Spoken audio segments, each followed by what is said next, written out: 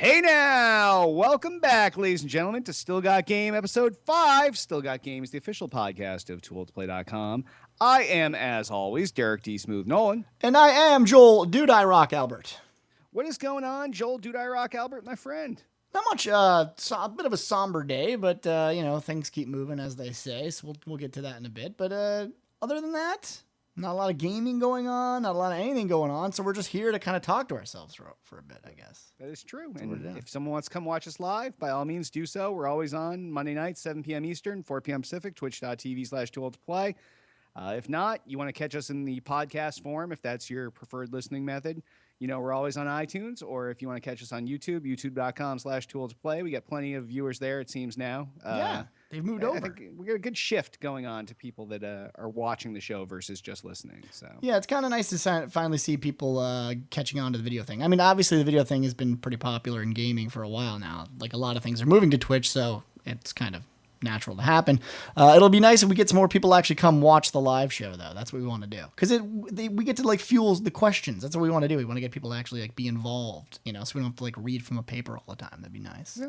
Well, Tiff has been talking about this, about some sort of incentive that we could come up with to bring people to the live show. Ooh, so whether it's contests or something to that effect, that, if you weren't here live, you miss out. And, I think we could do something like that in the future. You and I can do some brainstorming offline. And if anybody out there has an idea, let us know, podcast@tooltoplay.com, what you'd like to see that would entice you to come and sit in the live stream and participate, what you would like to get out of that. Yeah, I like that idea. That's a good plan. Yeah. Well, we're still missing an intro for the show because none of our peeps have stepped up at this point. So if you want to give us an intro, 30 seconds, TooLtoPlay.com presents Still Got Game with Derek Nolan and Joel Albert, or Derek D. Smooth Nolan, Joel Julie Rock Albert, or any of those combinations. Or all it really has to have is TooLtoPlay.com presents Still Got Game. And if that's there and it's got some music behind it and we can use it, we would love to have it, and we'll find some sort of prize for you. Yep. All right. Well, on that, why don't we move into feedback from last week's show? And remember, if you want to leave us a voicemail, it will cut you off after a minute, so be short, concise, and to the point.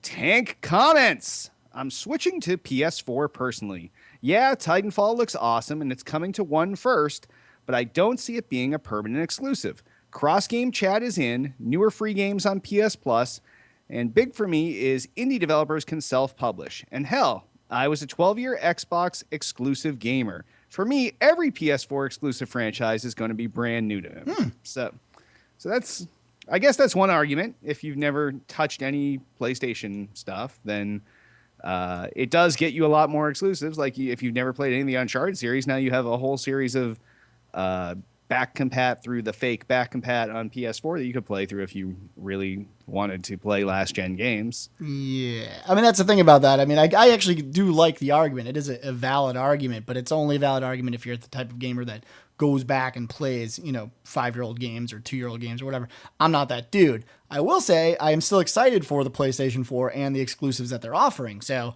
I'm at least on board with that. I think they've got some great IPs and they've got a reason to play. But as for, the old IPs, I just don't, I mean, a 4-year-old game, I got other shit to do. Yeah, exactly. Like it's nice to be able to say, okay, well, I could catch up with Uncharted if I wanted to come into Uncharted 4 or whatever the new Uncharted title for the PS4 is. But really, are you going to want to sit through 3 entire decent sized games on the PlayStation 3 streamed video compatibility thing, or you're just going to jump in the game and not know what the fuck's going on, which is probably the more likely. Yeah, it's probably more likely. I'm with that. All right, and then on our Ouya coverage from last week, because obviously there were no new game releases, so I talked a little bit about the Ouya, and we had some lovers and some haters, but Tank commented on that again. I think it's funny how you guys shit all over the Ouya in the podcast, but Chunky Soup has his review up here on the homepage and gave it a buy now rating. The Ouya doesn't really appeal to me. I was excited about it initially, and I think it was mostly because I just wanted a new console. I do have a Nexus and the Tegra for games, and it's quite good graphically, so I imagine if those were available for the Ouya, it would be equally as good, but I have zero desire to see mobile phone games blown up to 1080p. And on the same topic, Acid Snow comments, yeah, I just posted a comment on his review noting how D-Smooth shit all over it. It's like two polar opposite views, which tells me I should sit on the fence. I'll probably save up cash and get the PS4, as I don't have any plans to get an Xbox One. Yeah, this is interesting. I actually commented on this in the actual thread, which simply states that Tool to Play doesn't have a unified view of anything. We argue all the time that's because we're adults and we have our own sort of way of thinking of things. So it's nice to have those two polarizing views, actually. I like that Chunky's view is a little bit different than ours. It's good to see someone actually champion what they're doing there. I don't think it's like necessarily that if the Ouya is your cup of tea, if you bought into it for the express reason that you wanted to play some shitty third-person games or play some phone-like games on your TV, you probably got exactly what you wanted. I've read that since the recent update that happened, I believe, like a couple days ago, maybe a week ago, I think it was right around the 4th, they're doing sort of a new review. It's getting better. Like, as we discussed, it's getting better. I don't know. I mean, I guess it's how you want to use the word better. The games are still going to be the same games, but so things are moving in a good direction. So yeah, I mean, if you bought it and this is what you expected, then you're probably going to write a good review. If you bought it and you decided this was a piece of shit, then your review's not going to change. Updates aren't going to really matter, I don't think. Yeah, I think the promise that was made was, and it seemed too good to be true. The promise was more than you thought Android hardware could handle. But then you said, okay, it's got this NVIDIA processor. Maybe they're doing something completely different with Android that I didn't expect. But they're doing exactly what I expect with Android, which is the problem. Yes. Yeah. Yeah. If you went too far with it, you probably got burned, basically. Yep. Yeah. And then also on the same topic, Sarah Dahl comments, great Ouya coverage in your last episode. I had been back and forth on it during the Kickstarter and eventually chose to pass. But once it was in stores, I was feeling the same pressure to buy or not. D-Smooth has sealed my decision not to pick one up. Thanks as always for the entertainment and advice. And conversely, John058 comments, the whole video was about two dumbasses that don't know what the fuck they're talking about. That's good. And this is what's great. This is coming from our YouTube viewers now. These are the people that we just... That's the cream of the crop. Yeah. Writing skills. It's the greatest. 24 hours a day. But to be fair to John058, he also has his own channel on YouTube that is all about how to suck off an Ouya on a daily basis. He cups the balls. He's got the shaft. It's the whole deal. He's working it. Rusty trombone in there and shit. He's got all kinds of shit going on. Yeah. So he's a little bit of a fanboy. I guess we're the opposite of a fanboy. I think it's called living in reality is what we are. Well, I went into it. I bought it. I hope for the best, and I made my judgment on reality, not on the promise of reality. Yeah. I think that's the problem, and it's good if you were on the fence. Look, overall, I would say if we were to take the cumulative reviews and how people have reacted to Ouya as of right now, it hasn't done well. I think it's fair to say, it's right? Predominantly negative. Yes. It's predominantly negative. Yeah. So I mean, if you were on the fence, we're just sort of another tip in the hat, or just another media source telling you it's not as good. And this is one of those times where media, I think, got this right for now. And the funny thing is, media wanted to get it the other way. They championed it. You just can't. You're doing a disservice to everybody if you pretend something is better than it is. Yeah, good stuff. All right, well, if any of you have feedback, give us a call, 773-527-2961, or email us at podcast@tooltoplay.com. And in site-related news, I've got nothing. No. Jay, you got anything? Yeah, I heard we're going to have 2 new consoles at the end of November. That's the site news. That's the only news. I'm going to say that's the site news until November, because that's all I really care about at this point. Or until we get some exact release dates, and maybe there will be a LAN, but probably not. But probably not. They're screwing us over here. We need some dates. Yes. Yeah. All right, well, why don't we meander over into what we're playing. Joel, Dude, I Rock, Albert? What have you been playing this week? Not much. A little bit of World of Warcraft, but only once or twice this week. I'm trying to get back into Neverwinter after I was originally burned when they had the beta and they locked my account on accident and they fucking de-leveled me. Like, I mean, this company has got some serious problems. Yeah, I guess when their open beta was up, which by the way, it was essentially it was the full game. It wasn't a beta at all. Shit just broke and they said, oh, beta. That's what it was. That's why. Yeah, that's why beta. Yeah, so during that period, they had locked my account I still have no idea what the reason was. Got it unlocked, and then they screwed something up in the auction house where you were able to use negative values in the auction house. And by doing that, people were somehow, gamers were going to game the system. They figured out a way to like make a bajillion dollars. And because this game's money is like real world money, because it's a pay to win system, that essentially like really fucks shit up. So I went back. It's the same game. They have fixed a lot of those problems. I don't know what I was hoping for when I started playing again, but it's relatively the same game. It's not it's pay to win. So if you have money, your character is better, which I don't generally like, and it soured me on it pretty quickly. So that's what I've been doing this week. Not much. What about you? Nice. Well, I've because of the holiday, short week. Yeah. Only had a laptop, and so I was all MOBA style, and I did some League of Legends, and I did some Infinite Crisis beta. So wow. Yes. So yeah, it was all MOBAs all the time, which is ironic. But Infinite Crisis, they did a beta weekend this past weekend, well, a 5-day weekend because it was a holiday weekend, and that game it's got potential. If you like your superheroes, particularly your DC superheroes, this is your game. You've got everything from Batman to steampunk Batman to alternate timeline Batman to Green Lantern to you name it, and they're all in there. The Flash, Wonder Woman, steampunk Wonder Woman. There's a shitload of characters. It's another one of these fun MOBAs, and it's good. And League is League. Yeah, League is League. League is now the MOBA. I mean, it's fair to say. I feel bad for Dota. It's like, it sucks for a game like Dota where you spent all the time creating this like genre and like you were the one. I was making a joke to somebody yesterday. Oh, they're the Patient Zero? No, they're like the Friendster. They're like the Friendster of MOBAs. Yes, like, oh yeah, no, this could be cool. And then like the Facebook version, which is League, comes out and they're like, Facebook, and it's over. Like, yeah, but in this case, it's a little different. Well, for those of you that don't, Dota is Defeat of the Ancients, something of the Ancients. It was a Warcraft 3 mod that was the first one of these MOBAs. And actually the guy that created League of Legends was the guy that created the mod. So he's not competing against himself. He created League to fight his own shit. So if you look at it that way, he's doing pretty good. Well, he's not the actual creator. The creator is Fire I forgot his name. No, that's the No, guy he's on Dota 2, dude. The guy that actually did it is on Dota 2. I need someone to confirm. Yes. I need confirmation.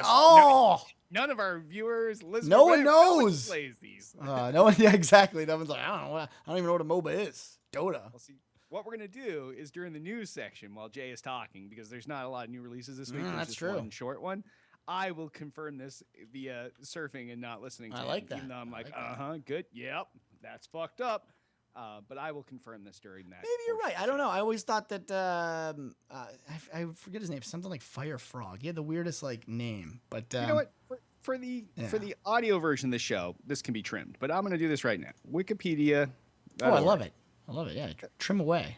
We're going to go League of Legends. Oh, here it is. No, it was not created by him, but Dota was created by L, who passed it to Ginsu, who passed it to Ice Frog. That's the guy whose name I thought it was. And Ice Frog currently works on Dota 2, the new version that was bought out. Okay. Because I see this as... So you could be technically right, as long as it's not Ice Frog. No, it is...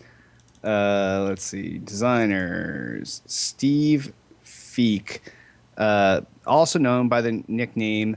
Guinsu is an American game designer who is the previous designer of the popular Warcraft 3, the Frozen Throne custom map, Dota All-Stars. Right. So Ice Frog is known as the main guy who made Dota famous, who came after Ginsu. Before that dude, there was a dude named Eul, who actually started the whole thing. And I don't know where he is in this picture. So it looks like Ginsu went to League, and then Ice Frog went to Dota. Dota 2. 2, yeah. Yes. Right. It's a very incestual thing because Yeah. it's really a very not a complex type of gameplay. No, it's really not. It's easy to learn, difficult to master. Like, people don't understand that the original Dota it was one map. It's just, that's it. It was one map. And they made a game essentially famous on one map. Well, that's really all everybody plays on League is the same. It's the one map, yeah. You, So really, you go on it's top, interesting. you go middle, or you go on bottom. Boom. Yeah, there's 3 lanes, and that's for all maps now. Like, that's how the way the game works. The reason the strategy is like developed over time is because there's no variation in maps. It's always who's going to take mid, who takes top, who takes low, and what characters are best to fight in those scenarios, and then anything in between. How do that get handled? So that one map actually created the strategy that made Dota kind of so popular. So it is an interesting game if you want to take some time to play a MOBA. Go ahead. Pick either I would one. recommend both those. Yeah, I would recommend both. League, or if you sign up infinitecrisis.com, I think it is, sign up for the beta, and eventually you'll get yourself a beta token. And they do these weekends every now and then. This was a nice long one, so there was a little more gameplay time. But I would definitely recommend checking that out. But once again, all these things are free because they're all pay to play. Less pay to win. Less They're play. Yeah, less. You can get some really nice champions on League for real money. So if you want to on League, you can give yourself. I mean, I don't want to say pay to win because the thing is, a skilled player. You still need the skill. Yeah, he A will skilled shit player all can play over with you. the shittiest free character and still kick your ass. Yeah, so you have to be. The difference is, like, if you are a skilled player, where it gets a little pay to win-ish. If you are a skilled player and you have access to champions that other skilled players don't, there is that sort of a little bit of a weirdness there. But you can get into it, you can play it, and you can have fun. And trust me, if you're not skilled, you're just getting into it. It doesn't matter what you're gonna get your ass kicked by everybody. So don't worry about it. And we still are going to schedule a Tool to Play weekly evening of that. Oh, that'll be interesting. I know it's going to suck, but you will be able to play with myself and Jay and Tiff. Tiff Electrified, Nolan, our editor in chief, and that leaves a couple slots for the 2 people that'll actually download it and play. Right. But you'll be able to play with us, and we'll stream it, and we'll fucking talk through it, and it'll be a good time. Yeah, that actually sounds like fun. I'll give that a shot. Sounds good. All right.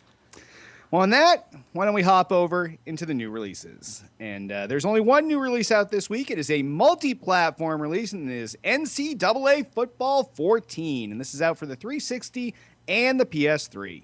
This is the 21st game in EA's popular college football series of games. The game reaps all of the new Infinity Engine benefits that showed up in the very last Madden game. So not the new Madden that's coming. It's kind of a hybrid. They obviously can't blow their Madden load on NCAA football, Right, but yeah. they want to make it have at least what last year's Infinity Engine stuff had. So it's kind of between. The Ultimate Team mode is back in this, where they can sell you shitloads of packs of DLC cards that you have to buy over and over and over until you get the guys you want. The game looks great, but you know what? Unless you're like a huge college football fan, unless you're from the Midwest where that's bigger than NFL football, you might as well wait for Madden 25 that comes out in August. It's like a it's month away. pointless. Yeah. Why spend the So money? this is a really niche game. And there are people that love NCAA football. Like, you got in the Midwest and they have these stadiums. Go to Ann Arbor, Michigan. The stadium holds like 105,000 people. It's bigger than any NFL stadium. But, it's because they got nothing better out there. Yeah, I think that's probably the case. Generally speaking, with college football, that's okay. I don't know. Some people, even in major places, people like college football. I don't know why. I mean, I feel like you're either really into one or really into the other. There's some crazy, football fanatics that follow both, but I don't know. College football to me seems like, hey, they're not pros yet. Why are we excited? Exactly. They're shittier it's versions nice to of see pros. near the end, like the scene, you realize who the big guys are. Yeah, that who's become in the going draft. to the pros? Yeah. That part's nice, but to like actually sit back and be like, all right, I'm gonna watch 75 football games watch all my games. No, I can't do that. Yeah, it's I just don't have too that much time. Yeah, exactly. I got to play video games. I got other shit to do. Exactly. With my relaxingness, I have to do that stuff. So I agree. All right. Well, like I said, that's a pass for me. Pass for me. Pass for you. All right. Well, why don't we hop over into gaming news? Why not? First story. This is the Halo 4 Champions Bundle DLC has been announced. This is via joystick. 3 new DLC packs are headed to Halo 4 on August 20th. Available separately or in one big blob of stuff called the Champions Bundle. Purchasing the DLC in bundle form sweetens the pot through the addition of 18 in-game items only available for a limited time exclusively through the bundle. That's according to the announcement. The 3 new DLC packs include the Bullseye Pack, which features 2 multiplayer maps, Pitfall, which is a remake of the Pit from Halo 4, which, by the way, one of my favorite maps. I like the One Pit. of the best maps of all time. Yeah, the Pit's a great map. And an all-new map called Vertigo, which is a sports-themed, sounds so weird, sports-themed armor and new Ricochet game mode. I don't really even know what that means. That was horrible reading. Oh, was I went it? Back, yeah. No, Well, it's a because you sports-themed armor, right? Yes, Yes. You were like And- a new map called Vertigo that's sports themed. Yeah, sports. Yeah, it's Vertigo itself. That's a good point. Vertigo itself is not sports. Although that would be kind of cool if they had like the NCAA version where they had an arena, people were playing football, and there's some Griffball. Spartans. And there's some Spartans. Yes, no, it's the sports themed armor. The armor itself is, which by the way, I don't know if that's any less weird. That's still pretty fucking weird. I mean, now that I have separated the two items, it's still fucking bizarre. I don't know. What are they wearing baseball caps? What are these Spartans doing? What are they doing? I think we've jumped the shark. Anyway, and the new Ricochet game mode. So that's the game mode. The Infinity Armor Pack delivers impressive and legendary new armor of some sort, while the Steel Skin Pack throws some steampunk to all of your weapons. So they're really they're pushing this like, fruity skin the shit thing. Yeah. Kind of came from the free-to-play model, so there you go. The entire bundle will be available for 800 Microsoft points, whereas the Bullseye Pack will run a la carte for 480 Microsoft points. The Infinity Armor and Steelskin packs will cost 240 Microsoft points when they are purchased separately. How do you feel about the Pit? Because that's kind of that's the gem in here. The Pit was so good. Such a great map, well balanced. You had the spawns on either side. You had the sword down in the middle bottom. You had the pit in the middle where all the frenzy went on. Then you had the rockets up and back. So you had some guys that raced for the rockets that could do the full size jump over the edges of the pit up to the middle section, grab the rockets. You had the invisibility in the little hallway. The map it's one of the best maps. And I think people were sad that we didn't get to see it in after Halo 3. We never saw it in Reach. Never came out there. So this is overdue, and to have it be a 3-4-3 map, because look at the great work that the community has done making some of these maps. So to have 3-4-3 do it, it's going to be awesome. That's the one thing I think 343 can do is they can do maps. They haven't really proven that. It's funny because they came from maps, they did a pretty decent job, and then they didn't really do that good of a job on release. I'm hoping now with something like the Pit that we'll see the gem that it really was. Because competitively too, the Pit played as one of the better MLG maps of its time. Oh yeah, because it had that. There's so much variance there. Rockets in the little hallway, and then you split off from the hallway, and there's the 2 giant sniper perches. Just way up in the wall, way up with the turret and the boost lift up there. So there's always some really interesting shit with the Pit that always went on in terms of competitive playstyle. So it's nice to see something like this come back. But overall, what do you think about the bundle? Don't you feel like it's a little light? A little light in the loafers? It is, especially where for those of the people that bought the original, everything Halo 4 pack, this is the first stuff to come out that's not included in that. We already went through those 3 map packs. So this is now 343 saying, okay, you got your Halo Spartan Ops pack or whatever it was called, the thing you got when you bought the special edition or you bought all the DLC, but it wasn't labeled all the DLC. It was our first 3 map packs. So this is the first one to come out since then, and it's going to be interesting to see who goes back to the well and buys it and who doesn't. But I think that anybody that's really into Halo, that's serious about this, that knows these maps or at least knows the Pit, for me, it's a no-brainer.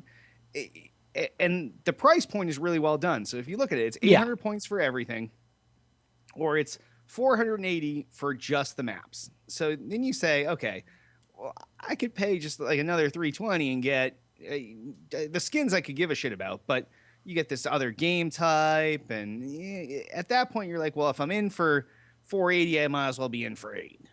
Do you think you should get it for free? Hit's asking in chat. Do you think it should be included for the LE buyers? Do you think that kind of shit I thought it should have been, but that's not how they labeled it. They were definitely careful to say, and it wasn't like you will get all 3 map packs as part of this. They said the first 3. Yeah, so they did.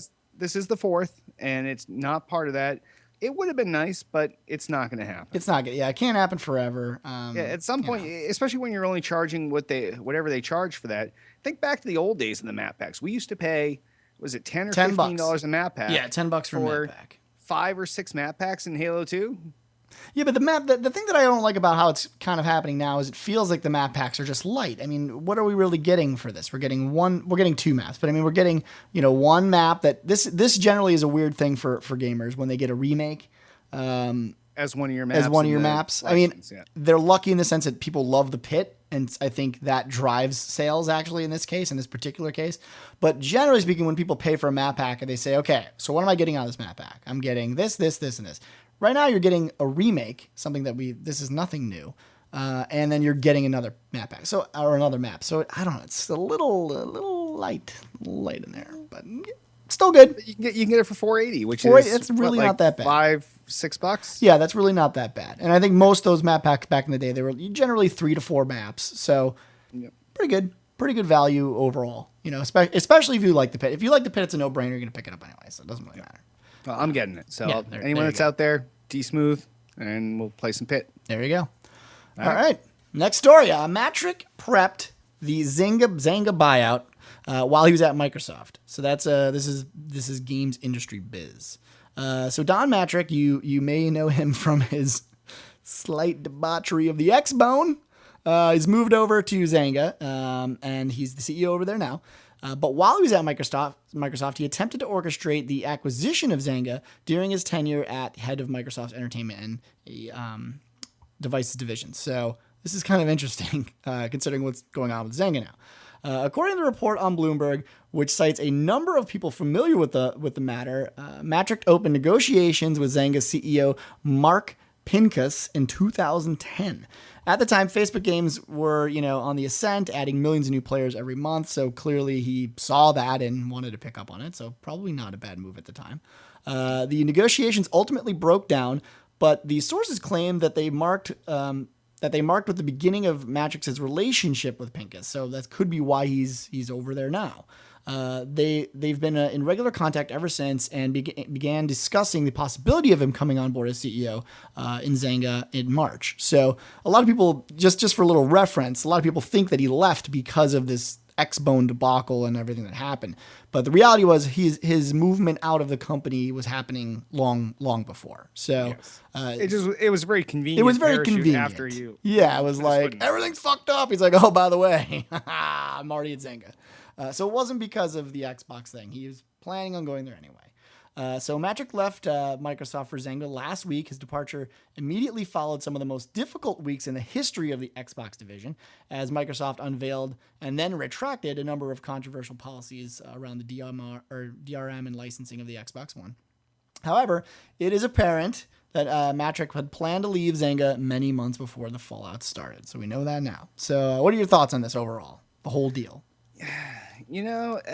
I guess knowing what we know now, that this was something that was going on and that they did have this pre-existing relationship, it doesn't make it seem as fire sale as it was. Like, oh my God, the sky's falling. Let me get the fuck out of here. Everybody's making fun of me. Like, Mattrick's been a good guy. We've now seen him at least the last 2 years, maybe the last 3 at Pactor's Party. I've talked to him 2 of those 3 years. Always a nice guy. I don't have a bad word to say about him. It's difficult when you're the person that gets stuck on stage saying the things that people don't want to hear. And he's not the one that came up. It's not a one-man party at Microsoft. These things are decided by whole groups of people. Yeah. So he kind of gets the short end of that stick, and you feel for him. But at the same time, like we talked about last week, like, is Zynga really where you want to end up now? Unless you are going to make a name for yourself by being the guy that comes into Zynga. That's what you have to do. And you redeem them to their former glory. And maybe that's what he's going to do. And, I hope he does. Because there was a point where Zynga seemed like they were going to rule the world. Yeah. And they were valued more than, EA at some point. So, if somebody can do it, Mattrick can do it. And it's just good to know that this was going on and this wasn't kind of a desperation move at the last second, and that he wasn't forced out, which is something else that people speculate on and people are talking about in chat right now, where that was something else people thought, where Mattrick did so bad at the Microsoft E3 press event that Microsoft asked him to leave and they would keep it on the DL if he just left. No, it's something that he was interested in. This is a chance to step up. Granted, he was a high up guy at Microsoft, very public face. But here's a chance to be the highest guy. And how can you scoff at someone for that? Even if it's at some place that's smaller or not doing as well. I've seen that in my real job. One of our guys left an executive VP position, a number 3 guy in the company, to go be a CEO of a brand new startup, take a pay cut, work longer hours, but you know what? You're the head honcho, and that's what some people need. You get to shape stuff. Yeah, I mean, we've seen it with EA. We've seen it with a lot of people from Microsoft. Leave and then go to like head up some stuff. And that's quite normal. Microsoft's a huge company, obviously. They have tons and tons of stuff that they're doing 24 hours a day. I'm sure at some point you feel a little bit lost in the mix as well, and you feel like I've learned so much from all of this shit that I can probably be a great asset. And I think he can be a great asset. I think he, again, he gets sort of branded now as the guy that X-boned the X-bone, but the reality situation, like Derek said, is there's not one guy doing it. He doesn't sit up from his desk and say, this is what we're doing, this is the way it's going to be. He's the mouthpiece as well as Major Nelson and other people who also are getting the short end of the stick now because they were the guys, pushing this stuff. But at the end of the day, it's a bunch of people made an idea, didn't go over well, and they changed it. And he's out now and he's doing something else. And look, he's going to be fine. Doesn't matter how much shit he got. He got a nice golden parachute. He's Audi 5000. He's got tons of cash. He's good to go. So they'll be fine either way. And hopefully we'll have a chance to talk to him next year at Packers Party and see what's going on. Because he's one of the more approachable. Yeah.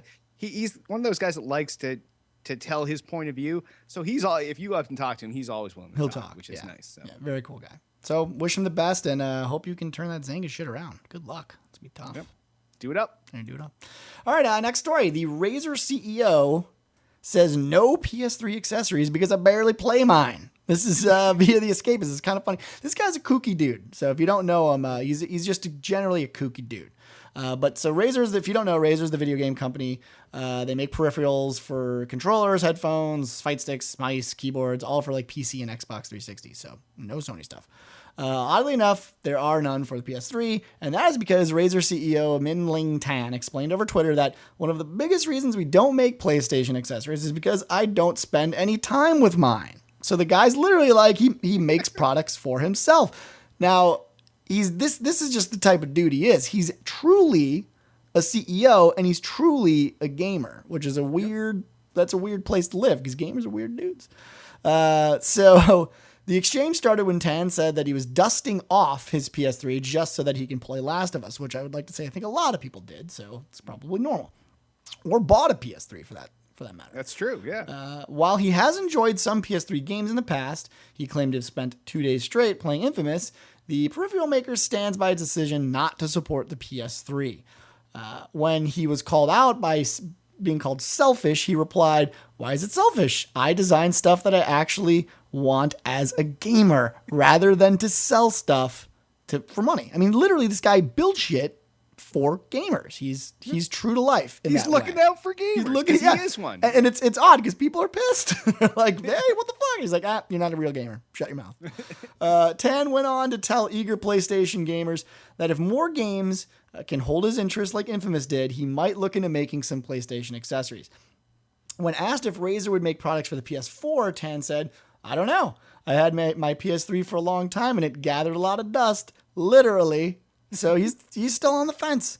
Razer products in particular, its Xbox 360 fight sticks are often regarded by gamers of being very high quality and some of the best third-party peripherals on the market. And I can attest to this as a gamer that owns Razer products myself. So I shouldn't say he, but he has ideas and makes things that are great for gamers overall. I've had some products that haven't lasted as long as I would like, but I'm using a Razer right here. I'll show it to you guys. My Razer Naga. I've had it for forever. If you're on the live, you can see it now. If you're watching YouTube, you can see it now. I love their products. They make for PC gaming. They're the tits. So I'm with them. So Razer recently expanded into the notebook sector, which, by the way, Derek D. Smooth Nolan has one as well. So I feel like in a way we're pimping the shit out of them. My camera here. Yeah, there you go. Give him a little taste of that. Give him a little taste of the medicine right there. This here is what. Now see, this is the little behind the scenes action here. Now see, there's my laptop and. Oh, look at that. Tool to play logo right on it. Right on my touchpad. I got some soft buttons there. They switch. Oh, look at that. Boom. I can load up, get my system CPU. Oh, look at that! So I mean, awesome. come on, that's geek love right there. You can tell that's made by a gamer who cares. That's no joke. So we like. By the way, Razer, feel free to send us free shit. You know, we don't mind. We don't mind. I need a new mouse, by the way. My shit's getting dirty. So yes, they've recently expanded in the notebook sector, publishing the Razer Blade series of gaming laptops built around the Switchblade interface, which you kind of just saw with Derek showing you there. And they've even got that little cool gaming handheld thing that they made. I wish I could remember the name of it. And that was all, again, his idea. He's like, it'd be cool. Laptop in my hands that I can carry on and play with a touchpad. So this guy loves video games and he loves gamers. So what are your thoughts about this and how it's like affecting what about the bias like now that he's got? Yeah, it's a legitimate bias. If you're somebody that you're trying to make peripherals for gaming and things for serious gamers, and if you consider yourself a serious gamer, and obviously he bought a PS3, like he was like, this is Pokemon, gotta catch them all. But at some point he was like, you know what? If I'm gonna play stuff, I'm playing on the Xbox. The only thing I dusted off my PS3 to play Last of Us.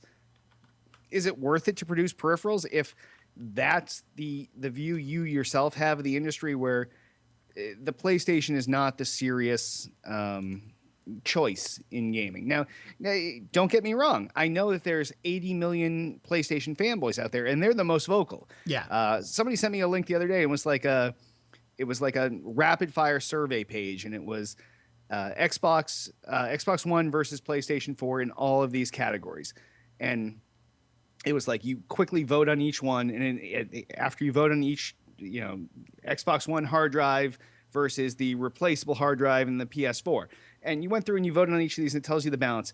Not a single one of these did the Xbox win. I got down to the one that was like the Kinect 2.0 versus the PlayStation Eye camera for the PS4, which we haven't even really seen yet.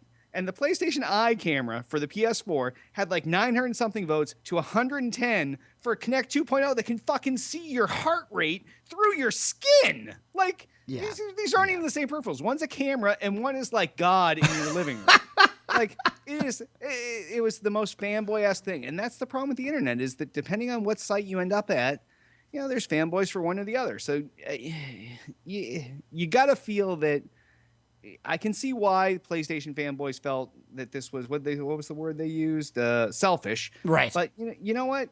You're gonna make what people are gonna buy, and what you would buy yourself. And if he wouldn't buy something for his PS3, then it's his own prerogative not to produce them. Yeah, I think if he's like an ideas man, like I clearly think he is, then he's got to play the product. He just got to know the product. And maybe it just comes down to like, I don't really play PlayStation 3, so it's almost disingenuous for me to build something for it because I don't really know what they want. Look, we all know, this is the irony. I think this is personal opinion. I think PlayStation is known for having one of the shittiest controllers in the world. Oh, small, it sticks at the same fucking height. It's depressing. Everything's wrong with it. Yeah. So the irony in my world, and I will say I think the Xbox is regarded as having one of the best. Again, opinion. But the irony is that this dude could probably do some really kick-ass shit for them because I think they need it. But he's like, nope, too shitty, won't do it. So, what are you going to do? It's like our friends over at PowerA did, where they came out with the controllers for the PlayStation 3 that swapped the left D-pad and the left thumbstick. They were like, oh, you know what? Everybody likes the Xbox one better, so let's make an Xbox controller for the PS3. Yeah. Like, it was the ultimate genius move. Yeah, smart move. So we wish them the best of luck. We hope that they maybe someday come around to the PlayStation 4, but I don't blame them if they don't. That's what I don't blame them. Exactly. All right, next story. This week's what the fuck story. This is where we get a little somber here, guys. So Ryan Davis, this is a bummer. Ryan Davis, the Giant Bomb co-founder and longtime GameSpot writer, and he's been writing for forever. He died, and this is July 30. This is really recent, but we thought it was important. It's still of unknown causes, and this is via Giant Bomb. Now here's the sad part: the guy was 34 years old. We've seen him around. I mean, I think Derek's actually met him too in many of the conventions and things like that. I've seen him around all the convention. He's a really well-known guy. Obviously, all the stuff that happened with GameSpot and them sort of moving away from it, and eventually him and Gersman, yes, firing up Giant Bomb, and those guys are good friends with our Harmonix friends, and that's where actually I met him through, was one of their things. Yeah, it's sad. Yeah, so I mean, obviously, through GameSpot, they've said obviously everyone over here is stunned. Ryan was a good friend to all of us. It's odd to remember that for someone who could be so Arabic at times, and despite knowing him for almost a decade, I honestly don't recall ever actually being mad at him. He had an unconventional type of kindness that expressed itself more strongly the longer one knew him. And despite his teasing nature, he always managed to make his close friends feel loved when his attention turned towards you. Now they go on to say this is actually via Game Politics commenting that while they never knew Ryan Davis, they certainly respected his and this is true, exhaustive body of work on both GameSpot and Giant Bomb over the last decade, as he did hundreds and thousands of fans, friends, and colleagues. They all loved him. In the echo chamber of games criticism, Davis was known as the very few unique voices worth listening to. And I will attest to that as well. I mean, one of the main things that happened with Giant Bomb when those two got together and made it, it's very rare in our industry, extremely, extremely rare to have a personality or a writer that speaks so loudly that it doesn't matter where they're writing from, right? I mean, a lot of people go to IGN because they think that's the place to go. And the writer, whoever's writing there is, I don't want to discredit IGN or any of these big places, but the personality that can take something like, GameSpot and, leave GameSpot and create Giant Bomb and create something almost as big and almost overnight. People followed them in mass. I mean, we're talking millions and millions and millions of people, millions and millions and millions of page views that seemingly happened overnight. And they literally spun that site up, and that's no joke, overnight. They did it over a weekend. So obviously, we offer our deepest and most sincere condolences to the friends and family of Ryan Davis, those that knew him best and loved him the most. We're sad to see him go. Obviously, I don't have to ask you a question, but what do you think of this story? This was the most what the fuck thing I saw today. Obviously, this happened on the 3rd, but the news just kind of broke today. Just today, right. And obviously, we've met him before. I think Tiff actually met him with me. Maybe not at one of the Harmonix things. But he's one of those guys that you see at every event. You talk to him every now and then. Larger-than-life guy, not just in size, but in personality. What he and Gersman did with Giant Bomb and onto their Giant Bomb cast and all these other things, these guys did something that is seemingly impossible. And he was really one of those genuine nice guys. It's always fun to watch. What Giant Bomb did a lot of times, and it came from the earlier GameSpot stuff, was they would do these first take videos where somebody hasn't played a game and they sit them down with it and they stream it and they stream them playing the game. And I guarantee you, if you go to YouTube and search him up, there's got to be just watching him get giddy and laugh and lose his shit, playing just starting out in these games and having a good time. And he's a really fun person to watch, and he will be missed. And from what I gather, I think he got married like a week or 2 weeks ago. So this was he just got married even more crazy. So like I said, the reasons, the family hasn't shared reasons, and that's their own prerogative. But the Too Old to Play community, we definitely reach out, and we've heard today on the Too Old to Play Facebook group, people mention this.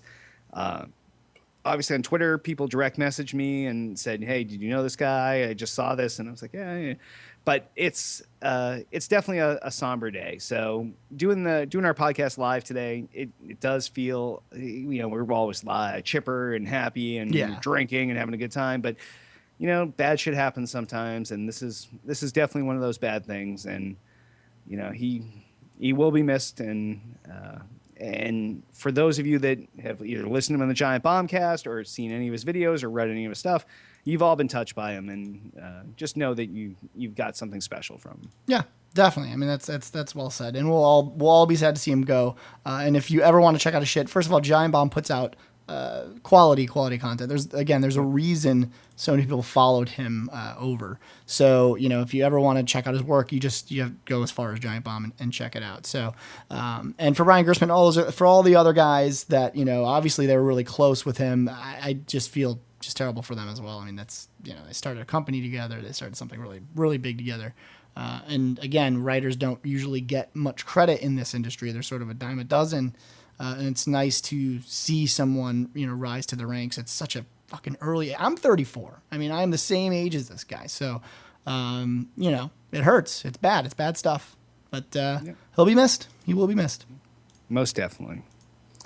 All right, well, we'll try to segue out of this to the mailbag and voicemails. And Altius, he's never a happy-go-lucky guy, so he's going to ask something serious, and it's going to be a nice segue out of this. But Altius asks, what big Phase 2 surprises do you guys expect to be announced for the Xbox One and PlayStation 4 over the next few months? Now that each team knows the other's game plan, this is the time when we usually see some last-minute stretch goals turned into actual features.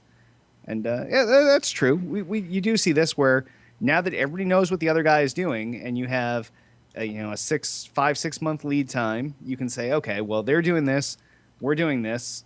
This was on our drawing board of features, but we weren't sure if we can get out for November. But now that they're doing this, we should definitely do this. And we kind of already saw this from Microsoft, where their big thing was everybody's doing DRM. We're going to do DRM. Right. And then they're like, okay, our stretch goal wasn't even a stretch goal. It was something we just didn't even want to do. But hey, a Phase 2, no DRM. So what do you think from this? Yeah, that's an interesting question, actually. What did one announce that the other didn't, that would maybe be the thing that you could actually implement in that amount of time, even if it wasn't one of your top features? I think the Phase 2 stuff, at least for Xbox, I think they've got an advantage, believe it or not, in this situation, because I think what they can do now that they've done this reversal is maybe in their Phase 2 start to implement some of this other cool shit that happened with the digital stuff that originally got taken away. We were talking about this, I think, like 2 weeks ago on the other podcast. It's not that this stuff has to be dead necessarily. If they want to implement digital sharing, or they want incentives to come back to digital sharing, now is the time. That could be a feature set if you want the DRM free and you want a disc and that's how you want to do it, that's how you want to play your game, you have that as an option. But if you want to get it day one and you want to have maybe a sharing plan, but there is DRM attached to it, you can do this other plan. I think that would be a cool thing to sort of tack on now that they've done this reversal for them. With Sony, they got 5 months to they got figure some out time how to do both. Right. Like it's easy to say we can do one or the other, but now you have 5 months to say, okay, we instantly backed off and we're doing the thing that you all wanted. But those of you that understood the thing we were going for and didn't give a shit about used games, we can figure out a way to do both of these things. And that's probably the best Phase 2 idea I've heard yet. Yeah, I mean, awesome. I think that would be a really, it placates that everyone gets what they want and everyone finally wins. I mean, obviously, I think the hard part of this Phase 2 to happen is to finally get all publishers back on board. Because now you're really, the game is as fuzzy as it is. But now to go back to those publishers and say, hey, we want to do this digital side as well. Like, what do you guys think? That might be a hard sell. I don't know how that works out. But it still could be a good way to finally get those extra Xbone players, back onto their corner.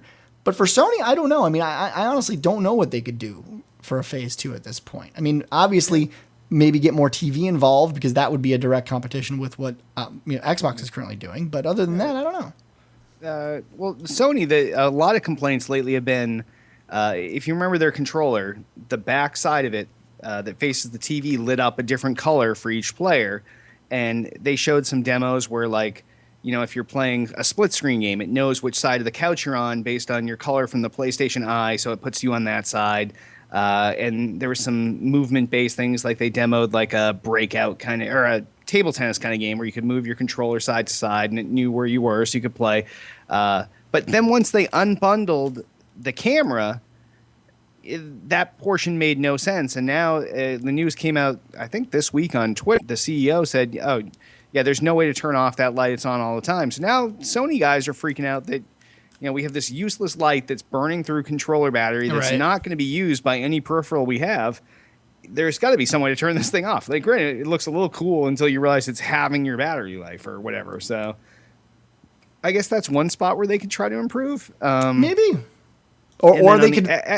From the Xbox side, Sony went out and they made this... I know Xbox was the first one to do the indie game stuff. Right. But the self-publishing on the Sony side is a huge, huge different angle at this. So maybe Microsoft opens up and they allow self-publishing, or we saw them this past a week ago when they took away their fees for patching games on Xbox Live. Like, they obviously are now forward seeing that these things are very preventative. Right. And I wouldn't be surprised if we saw some more openness from Microsoft in phase 2 here to come out and in big support of indie games, in big support of developers in general, and say, hey, you know what? You may be not an indie developer, but you're a small developer that can't afford to pay us $40,000 every time you want to patch your game. That's not going to come out perfect. And you know what?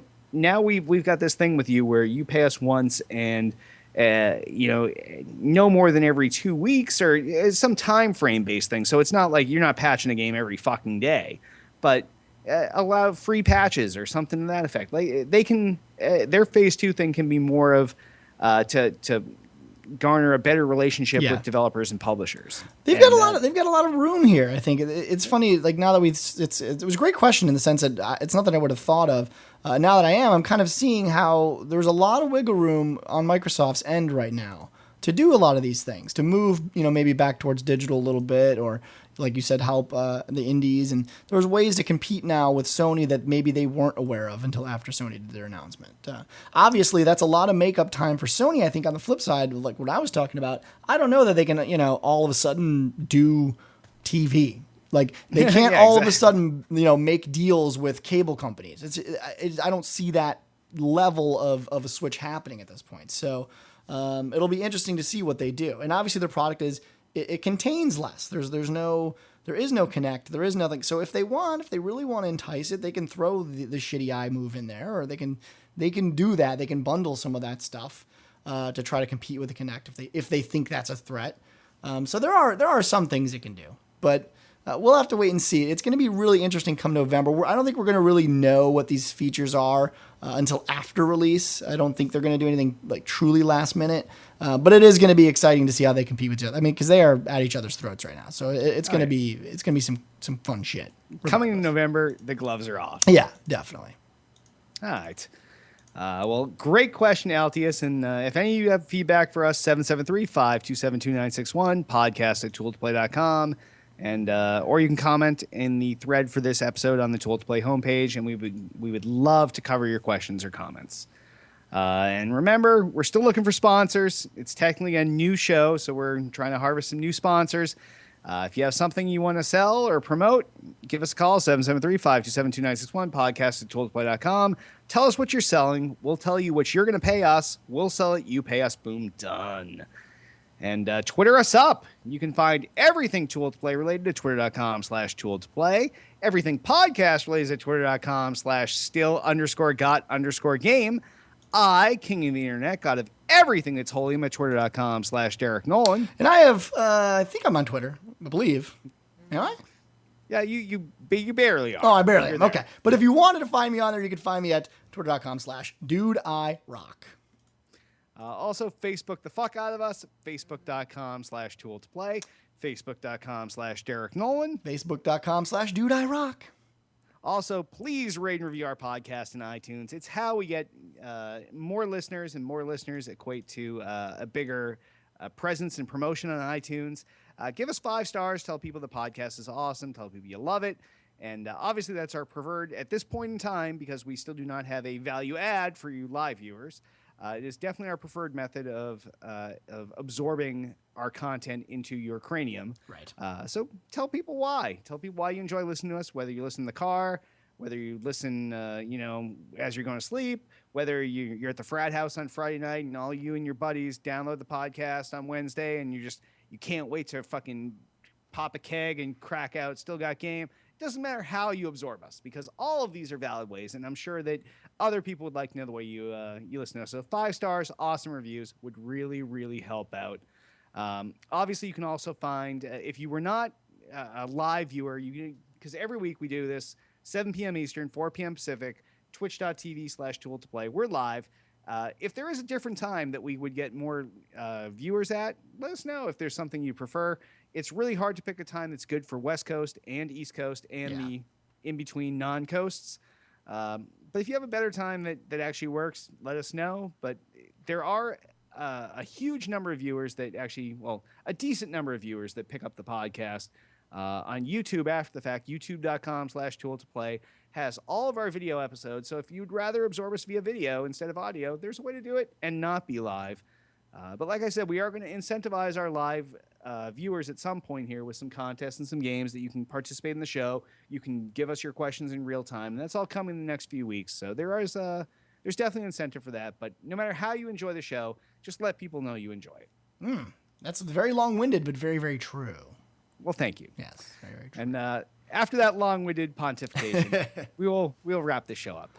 I am Derek D. Smooth Nolan. And I am Joel Dude I Rock Albert. Let's wrap this motherfucker up. You gotta wrap it up. The girls want you to wrap it up. Wrap it, wrap it, wrap it, wrap it. Put a Jimmy hat on it. Wow. Wrap it. Yeah, I did that. I even had a dance move that went with it. You did have a little dance move there, so I was impressed. I'm pretty sure you cannot put on a condom with a dance move like No, you cannot. It Well, maybe you requires, could. like, I don't know. unroll- No, because you cannot just instantly wrap it. Blip. It's not like that. No, it doesn't work? Rolling. Yeah, you gotta unroll. I know. Maybe if you really were just literally putting a hat on your Jimmy, Right, just like a you Jimmy hat, laid an it out actual there. hat. It's like Where's Waldo at that point. You get a Where's Waldo hat, you put it on the top of your cock. It's more like one of those stereotypical Asian hats at that point. Just sits on top there, and you're like, except it's made of latex. Crouching tiger hidden penis. But, true Yes, facts. true facts, true facts. Yes. But see, we got you out racism. It's not racism. Racism is our anti-Canada love. It's true. It's true. America's hat. Speaking of Jimmy hats, Canada, America's Jimmy hat. So Canada's We like wear the Utes, is so we that don't like touch them directly. yeah, is that like the condom that's on it? I don't know. Does it wrap us? Doesn't wrap us. It's just the hat. Just the tip, if you will. Yes, just the tip. Just to literally. see how it feels. Dem feels. Oh my god. All right, you motherfuckers. I gotta get Yes. out of here. Yes, and I got you on 2 minutes to spare. Look at that. Wow, Jesus. This was a quality show done at a quality time with two quality people. True. That's all I'm true gonna say. facts. That's all I'm gonna say. True facts. True facts. Okay. Ah. Glad you joined me for that, but it was massively gay. Massively gay. Glad I wore my Jimmy hat. Protection.